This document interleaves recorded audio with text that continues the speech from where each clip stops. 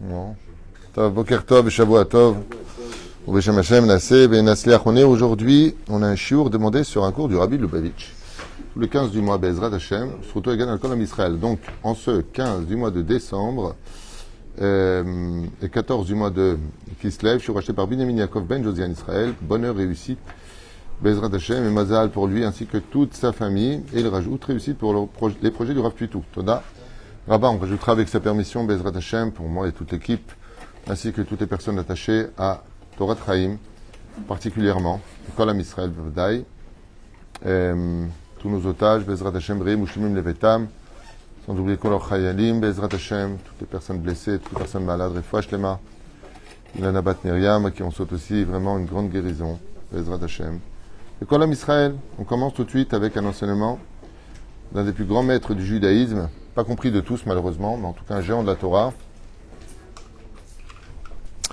Rabbi Menachem Mendel Schneerson, Zecher Tzadik Ve Kadosh Evracha, Rabbi Ben Lubavitch, avec un sujet qui vous concerne tous. Un sujet comme pour un autre d'ailleurs, Katou Vayeshev Yaakov. Cette paracha de la semaine commence avec Yaakov demande, comme le précise Rashi, à s'installer. Il demande un peu de repos. Il y en a marre de courir, il y en a marre de se battre, il y en a marre d'être piqué, il y en a marre d'être vexé, il y en a marre de tout ça. Et donc, je vous le dis surtout dans cette génération, il faut avoir un cœur très protégé. Comme je l'ai dit dans plusieurs shiurim ces derniers temps, ne laisse pas tes émotions et pire encore tes sentiments dans les mains des autres. Parce qu'ils se feront rapidement un plaisir de te le froisser. Faire très attention aujourd'hui de savoir qui aimer, comment aimer, surtout comment se protéger de la toxicité de certaines personnes qui malheureusement manquent des fois de savoir vivre.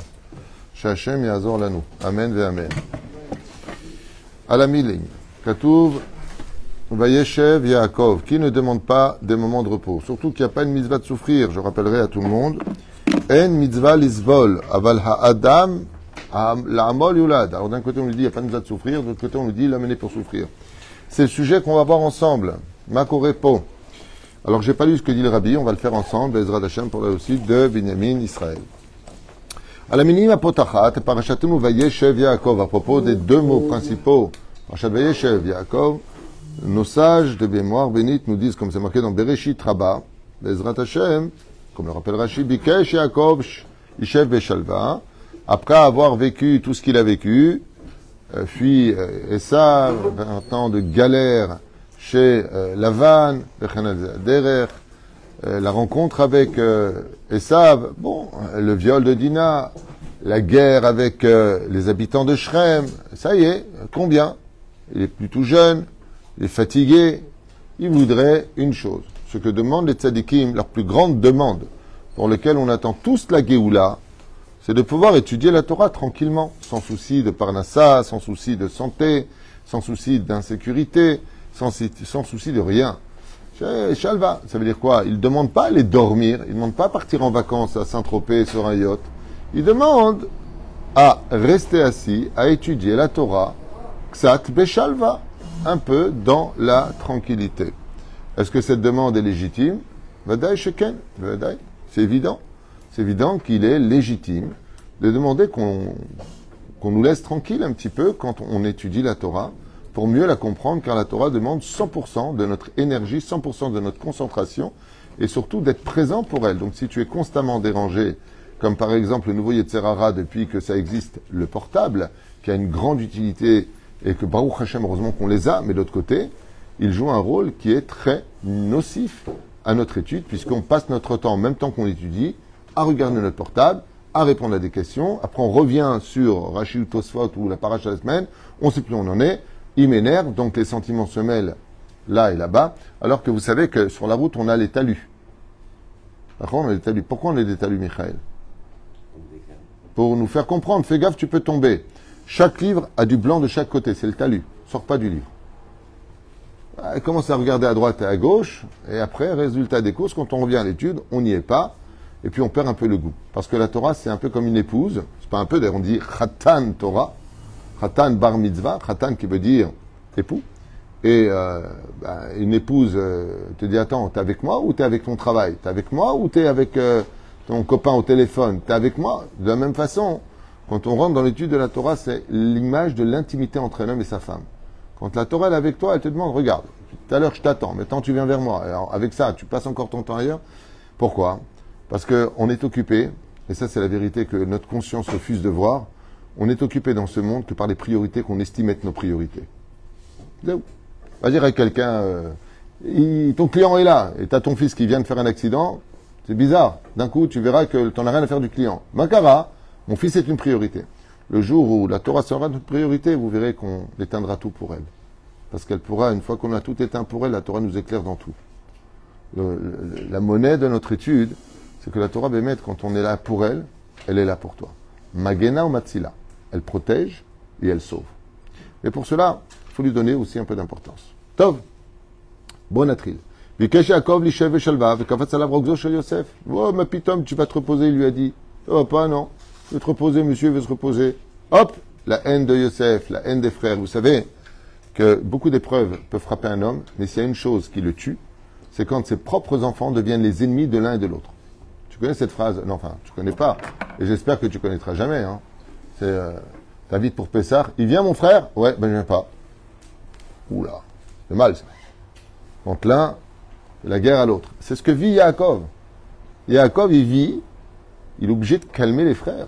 Bon, on va voir, il fait des rêves, cède.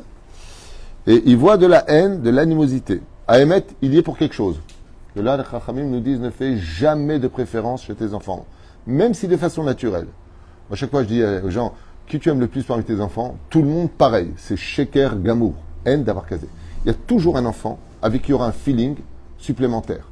Le premier qui t'a rendu papa ou le dernier qui te fait rire. Mais il y a toujours quelque chose de tacto, que la preuve en est. Comment tu peux le savoir? Tu es plus patient avec l'un qu'avec l'autre. Mais ça, on n'ose pas se le dire. Non, mais dans l'ensemble, Etmenik. Yaakov, il n'a pas pu faire dans l'ensemble. Toi, tu fais dans l'ensemble. Yaakov, il préférait Yosef. Il avait un feeling avec lui qu'il n'avait pas avec les autres. Et pourtant, il y avait Yehuda, il y avait Zvouloun, il y avait Issachar, il y avait tout le monde. Et ça, hein? Il préférait ça. Non, c'est pas. Alors, c'est pas qu'il préférait. C'est pas le sujet. Il a montré un peu plus d'empathie pour Esav, mais la différence qu'il y a, c'est que Yaakov connaissait les plans de Yitzhak. Connaissait ses plans. Il y a une raison à cela, qui Utsaïd Bepiv, sujet qu'on a déjà élaboré, ouvert, réouvert, et on va passer à autre chose. Belachen, Kafas Rogzo chez Yosef. L'épreuve de Yosef s'est abattue sur lui. Non seulement la haine des frères, ce qui est vraiment une épreuve très dure pour un père et une mère, mais le pire, c'est qu'ils le vendent. Waouh! Ils le vendent. Il n'a plus de nouvelles de son fils. On voit aujourd'hui combien la douleur des otages, combien ils ont réussi leur coup. Hein.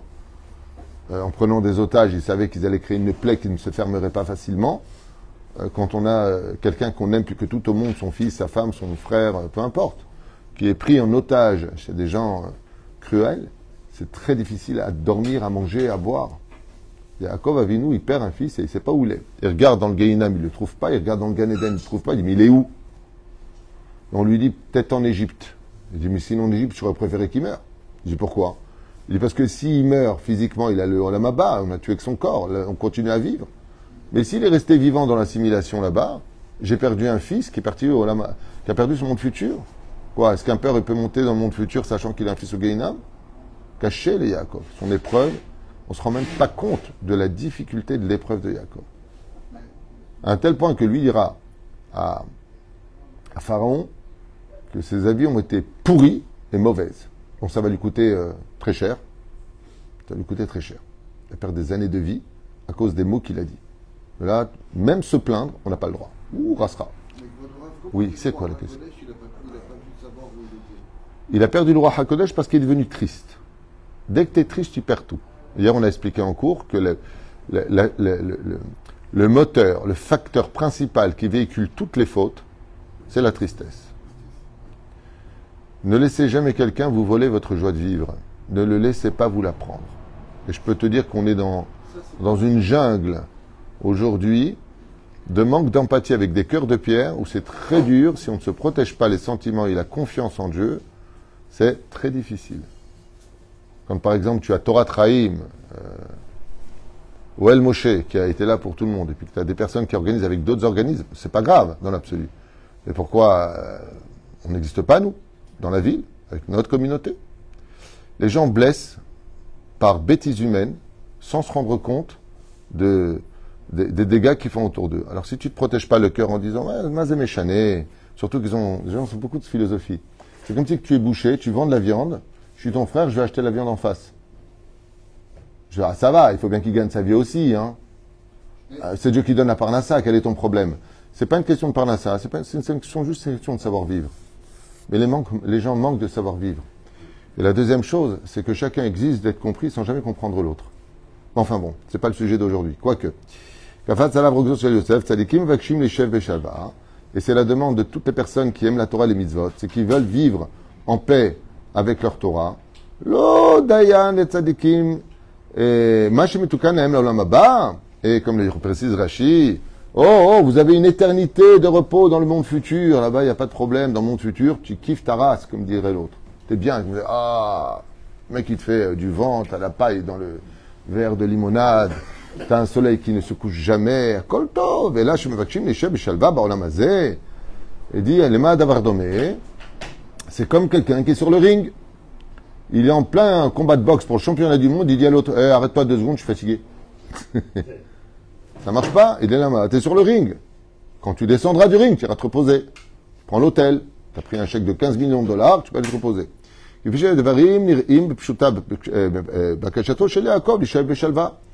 Yaakov, il dit, oui, d'accord, mais sur le ring, n'oublie pas aussi qu'il y a le moment de ping. Hein? Pause.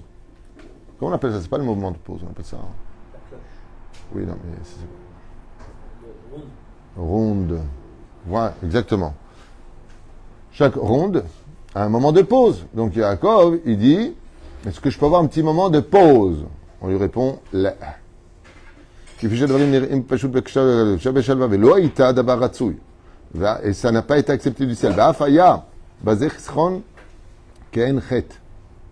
Et c'est considéré ce qu'il a demandé comme étant presque une faute.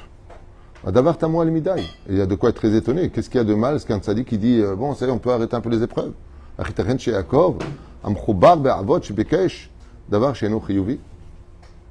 Est-ce qu'on pourrait dire que Yaakov aurait demandé une chose qui n'était pas positive?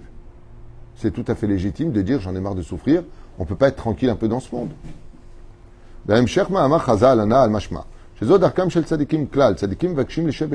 Surtout que la politique principale du tzaddik, c'est de chercher un endroit, comme on a vu avec Baba Saleh qui a changé de ville en ville, pour qu'on le laisse tranquille. Il voulait étudier la Torah. Dès qu'on entendait Baba Saleh là, tout le monde tapait à sa porte. Il dit, mais je ne peux pas être dans un endroit tranquille. Il a demandé qu'on lui apporte une carte d'Israël. Il dit, c'est quoi ce point-là? On lui dit, il y a une bourgade qui s'appelle Netivot. On connaît cette... les routes sont même pas faites là-bas, pas bien faites. Ah oui? Je vais aller là-bas. Parti à Netivot. Parti se cacher à Netivot. Il y a une personne qui a su où il était. Les mecs, il est là-bas. Hop, pam. Il a dit, bon, ça sert à rien. Je reste sur place. À Emet, c'est non. Il est parti voir Rabbi Alfanderi, à la Shalom, qui était un de ses rabbes.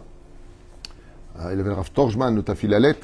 Et il lui a dit, j'arrive pas à étudier tranquille. Il lui a dit, retourne au Tafilalet, le temps d'étudier un petit peu. Il est parti en galoute, il est vite revenu. Un comme Israël.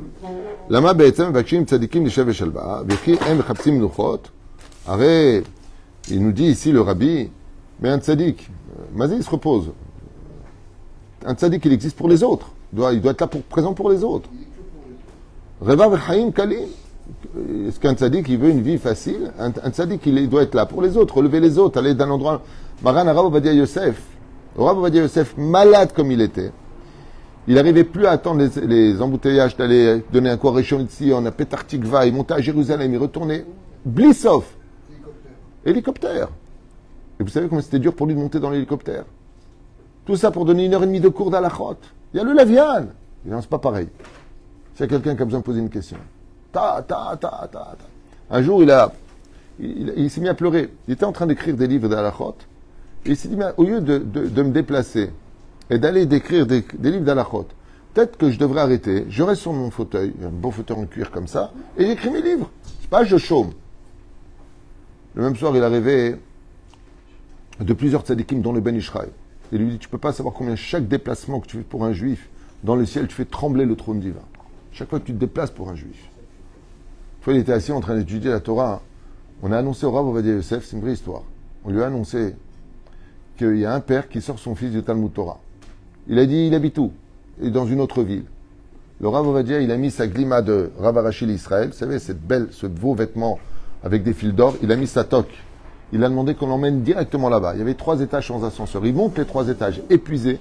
Il tape à la porte, il se prépare bien comme ça. La personne ouvre la porte, elle est choquée. Rav Ovadia, avec la toque. C'est impressionnant. Le Rav Ovadia, il dit, vous, ici, qu'est-ce qui se passe? Il lui a dit, j'ai appris, on m'a dit que vous vouliez enlever votre fils du Talmud Torah. Il fait rentrer à la maison, ils se sont assis. Il dit, écoutez, oui, parce que franchement, bon, l'avenir, à vrai. Il a dit, mais si le Rav, il a quitté l'étude, il est venu en voiture jusqu'à moi, il a monté 3 étages à pied, avec de la sueur qui coulait alors qu'il avait mal, pour me demander de laisser mon fils, c'est que vraiment c'est très important que vous voyez ce que je vois pas. Il lui a dit, je vous promets qu'il aurait une bonne parnassa, mettez-le, laissez-le à Yeshiva. En résultant de cela, il lui a dit, j'ai un autre fils, je ne sais pas si je le mettais au Mamad ou au Cheder, je vais le mettre au Cheder. Il lui a dit, je ne suis pas venu pour rien. Tu lui prendrais ta voiture au bout du monde parce qu'il y a un enfant qui a quitté une école pour une autre école. C'est tzadikim, c'est ce qu'il dit le Rabbi. Le Rabbi dit, mais un tzadik, il ne cherche pas la simplicité. Il est là pour l'honneur d'Hachem, pour relever l'honneur d'Hachem. C'est pérouche. Lama be'etzem makshim tzadikim shava, ve'em chapsim nochot, ve'em chaim kalim. Il s'étonne. ברור שכאשר צדיק אמת מבקשים לישב בשלווה, הם מקווים בשם שמיים.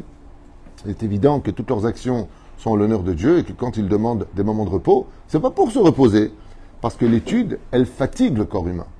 Comme c'est marqué, Torah metish kocho shel adam. L'étude de la Torah fatigue le corps humain. Hem vakshim et shalva ve'amenucha kedei sheyuchlu lit'alot yoter.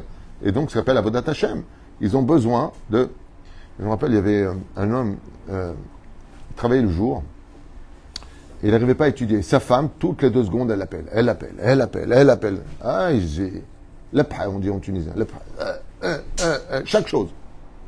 Prends le petit. Vas-y, t'es pas handicapé, bouge. Haine. Alors il dit, quand est-ce que je vais étudier? Et il lui a dit, à partir de minuit, j'ai plus besoin de toi. T'as qu'à étudier de minuit à 2h du matin. Il dit, mais je vais être crevé. Son rab lui a dit, tu auras plus de mérite. Caché. Bon, c'est une drôle de réponse à émettre. Chacun son rôle.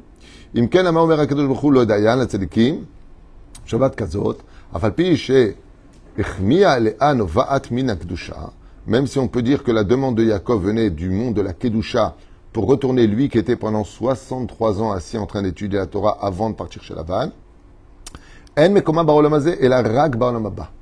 Il faut savoir que tant que ton cœur bat dans ta poitrine, les épreuves réellement ne cesseront que quand tu rentreras dans ton olam haba. Sham yoshvim tzadikim, car là-bas on peut enfin s'asseoir, profiter de la présence divine dans un bonheur inexplicable avec des mots. Ba'olam hazeh, adagesh ou la'avod, car tu es venu dans ce monde travailler, tu n'es pas venu te reposer. Alitmodidut akshayim be'ayot, pour te confronter à bien des épreuves, comme on le voit. La vie des tzadikim dans le Tanakh, un des personnages qui a une des vies les plus pourries, c'est Moshe Rabbeinu. Horrible. Jusqu'à sa fin, jusqu'au dernier souffle, horrible. David Ameller, maman ce qu'il a souffert. Alors lui, je crois même que de tout le Tanakh, je crois que c'est le personnage qui a le plus souffert de tous les personnages héroïques de notre Bible. Le roi David. Maman, depuis sa naissance, jusqu'à sa mort, il a souffert. Mais, Chai vekayam. להגיע יעקב לידי רוגזו של יוסף, צרה קשה זו וצער נורא, זה לא היו חלילה. עונש ליעקב אלא בשביל שישב בשלווה. Il faut comprendre que les épreuves qui ont frappé Yaakov, dit le Rabbi Lubavitch, ne sont pas venues en réponse parce qu'il a demandé du repos à sa vie. Et la zo הייתה הדרך שאפשרה את מילוי משאלותיו של יעקב. Mais ça a été la réponse pour lui faire comprendre qu'en réalité, le repos du tzaddik, il a encore plus de valeur quand il est mis à l'épreuve. וכך עלינו להבין את פירוש הדבר. ביקש יעקב לשב בשלווה, אך באותה שעה לא היה ראוי לזה.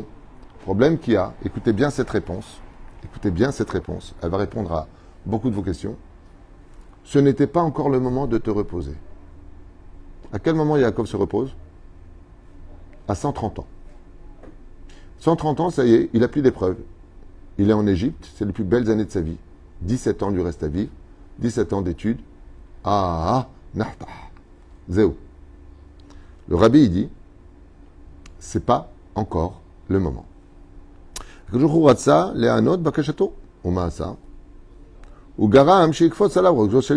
des cas, alors pourquoi il est marqué, il a demandé de se reposer, et Dafka il a eu cette épreuve. Comme il a demandé de se reposer, Dieu lui a vite envoyé la dernière épreuve, celle de Yosef. Alors finis ça et après repose-toi. C'est comme quelqu'un qui est crevé, il dit à son père, papa, on peut se reposer un peu, il dit, tu sais quoi, regarde, mets-moi encore les 5 cartons de l'autre côté et repose-toi. Pérouche Davar, il lui a emboîté directement la dernière épreuve qui devait passer. Il y a beaucoup de choses à dire sur ça, j'ai envie de faire une pause, mais je ne le ferai pas parce que ça demande un cours par lui-même, mais on comprendra de façon assez explicite pourquoi des fois quand on aide des gens, ça les aide pour quelques jours, mais on ne les a pas sortis du pétrin. Parce que ce n'est pas encore le moment pour eux de sortir du pétrin. Voilà. Je vous dis ça en une phrase, mais c'est un sujet dont j'ai parlé d'ailleurs à table, de Shabbat, qui a beaucoup secoué tout le monde. Alors quoi, ça ne sert à rien d'aider? Non, c'est pas ça que ça veut dire. Mais c'est un sujet pour lui-même. Bien sûr qu'il faut aider. Il y a Doua Shabbat Hashem. Ça fout les boules de ne pas avoir de réponse. On en fera un cours. Il y a Doua Shabbat Hashem Betor Tsarot, Tsar V'Yisurim. Celui qui travaille pour Akadosh Baruch Hu et qui est frappé par les épreuves de ce monde. Lève-toi tôt pour aller prier. Les réflexions des uns et des autres. Il faut toujours courir. Rien ne va, malgré tous les efforts fournis. On essaie de soutenir la Torah. On fait tout ce qu'on peut. On fait tout. Il y a toujours ça va pas. Et ça va pas. Tu rembourses une dette, t'en as une autre qui s'ouvre. Et le rabbi, il dit, mais t'as rien compris. Chaque fois que l'épreuve vient et que tu la surmontes, tu augmentes tout simplement la lumière de ton monde futur. Pour l'éternité. Et si tu as la imuna qu'il faut et que tu laisses personne te voler ton sourire, tu passes au-dessus de l'épreuve. Et tu passes tout simplement de capitaine à commandant, de commandant à lieutenant, de lieutenant à colonel. Parce que moi j'ai fait mon service militaire en France et en Israël, donc je connais les grades. Et de colonel, bon, il y a aussi lieutenant-colonel avant. Il y a le colonel, après il y a le général. C'est-à-dire, après il y a chef d'état-major. Alors il dit, comment tu peux prendre des grades, Daniel? Comment tu peux prendre des grades si tu ne passes pas les épreuves? Il faut passer par le parcours du combattant. Tu veux être sergent, il y a un parcours du combattant. Tu veux être sergent-chef, il y a un autre parcours du combattant. Ils disent, c'est ça le monde dans lequel tu es. Si Yaakov n'avait pas eu ces 3-4 épreuves lourdes qu'il a vécues, il n'aurait jamais pu être Yaakov. Maintenant, je voudrais poser une question. Quelle nécessité de souffrir? Première explication qui est très lourde de conséquences, tout est à cause de la faute originelle. Et pour cela, il faut comprendre le monde des réincarnations. Parce que tout ce qui se passe, c'est tout ce que vous vivez. Toutes les mauvaises nouvelles que vous avez sont reliées à un tikkun. C'est une réparation. Sachez-le. Kipchuto. Mais pourquoi il y a ce besoin de souffrir? Maïnian, du besoin de souffrir.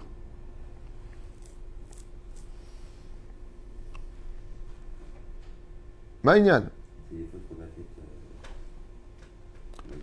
Les italot, Bigdusha of Tara, c'est ce qu'on vient de dire. Mais au niveau des personnages bibliques, prenons un exemple simple. Je vais vous aider. Le roi David. Je vous ai dit tout à l'heure que c'est un homme qui a souffert. Waouh. Vous avez déjà étudié sa vie? Shmuel Aleph, Shmuel Bet. Dis-moi ce qu'il n'a pas souffert, ça ira plus vite. Tout. Même en mourant, il crève de froid. Je veux dire.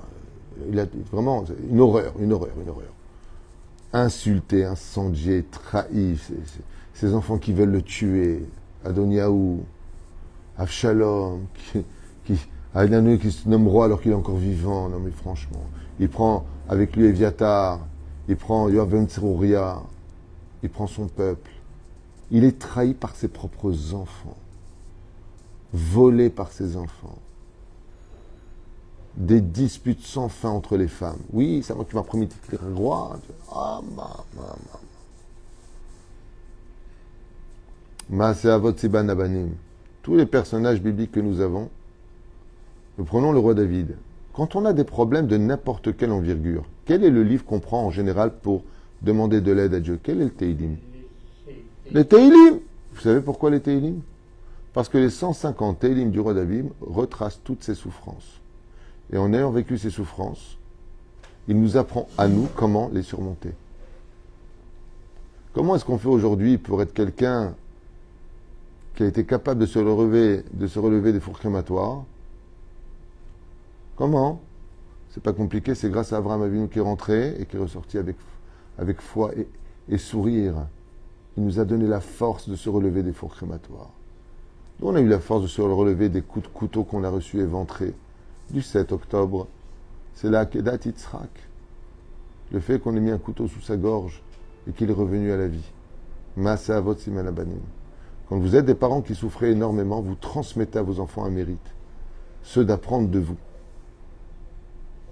Mais vous verrez que toutes les personnes où les familles n'ont pas eu beaucoup d'épreuves, tout allait bien toute leur vie, ce sont les enfants les plus fragiles et souvent les plus malheureux. Ils ne sont pas vaccinés face aux épreuves de la vie. Ça peut les rendre mauvais, orgueilleux ou fragiles. Et ça les détruit. Dans la vie, il faut savoir aussi mériter la force de surmonter parce qu'on a vécu des choses. Rivka a vu qui était Esav tout de suite, parce qu'elle venait d'une maison où il n'y avait que des Esav. Zéperouch Adavar. Vers Namrot, Shaim, car chaque épreuve, Mizdaker, Mitale, les madrigot.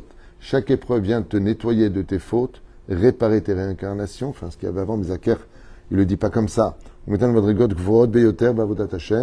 Et te fait élever de colonel à général, si vous préférez. Kacher Yaakov Ratsa le Agia, les Darga Gvoa Kolkar Shel Shalva. Et qu'est-ce qu'il a demandé? Il a demandé à vivre dans le monde paisible. Mais depuis quand un vrai tzaddik n'est-il pas paisible face aux épreuves? Si tu n'es pas paisible face à une épreuve, c'est que tu n'as pas encore assez travaillé ta Emouna, à Koletova, nous. Si tout est pour le bien, pourquoi tu es triste? Et c'est ce qu'il dit ici. Kacher Yaakov Ratsa le Agia, les Darga Gvoa Kolkar Shel Shalva. Car comme le dit le Ramchal, c'est dans l'épreuve qu'on voit vraiment où tu en es dans ta Emouna. Parce qu'un vrai tzaddik, il est toujours au repos dans son esprit, malgré les épreuves de la vie. Pourquoi? Parce que si tu as confiance en Dieu, alors pourquoi tu t'inquiètes? Zéperouch Adavar. Zaha Messer, du Rabbi de Lubavitch, qui lui aussi a eu beaucoup d'épreuves dans sa vie. Vous vous rendez compte, cet homme-là, il a béni des milliers de femmes pour qu'elles aient des enfants, et lui n'en a pas eu. C'est impensable. Le cordonnier mal chaussé. On ne l'a jamais entendu se plaindre. Et quand on lui a dit, mais vous n'avez pas d'enfant, il a dit, j'ai ce que Dieu veut que j'ai. Et ce que lui veut, c'est ce que je veux. Baruch Adonai Leolam, Amen ve Amen.